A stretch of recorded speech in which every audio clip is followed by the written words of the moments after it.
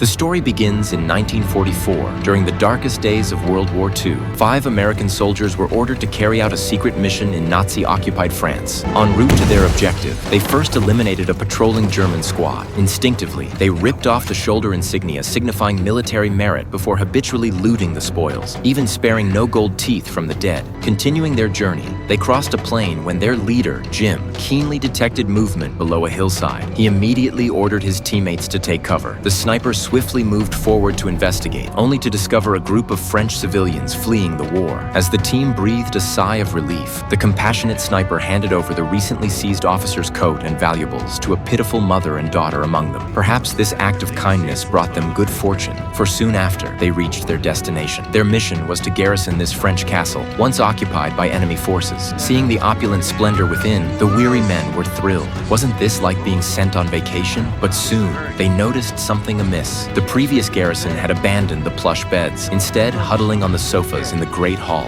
Upon seeing the relieving squad, the soldiers frantically packed their belongings, seemingly desperate to leave. This bizarre behavior instantly raised their suspicions. To be safe, Jim led his team to inspect every room, and from that moment on, events began spiraling out of control. First, Jim discovered scorched marks on the study carpet. Then, faint sounds drifted from a nearby vent. Meanwhile, Evan tried to light a cigarette, but the match kept going out inexplicably. Suddenly, he heard a door slam behind him. When he cautiously approached to investigate, he found the door seemed locked from the inside. What he didn't notice was that as he turned to leave, the door behind him had eerily swung open on its own, and a figure seemed to appear within. By evening, when they gathered downstairs, barely settling in, a distinct set of footsteps echoed from above. They assumed an intruder had breached the house. They immediately went on high alert. Working in pairs, they moved upstairs to investigate. Following the direction of the sound, Jim and his partner quickly pinpointed its source. But before he could count to 3, the door swung open on its own. Without pausing to react, they pressed forward. Yet as soon as they lifted the curtain, they witnessed an even more bizarre scene.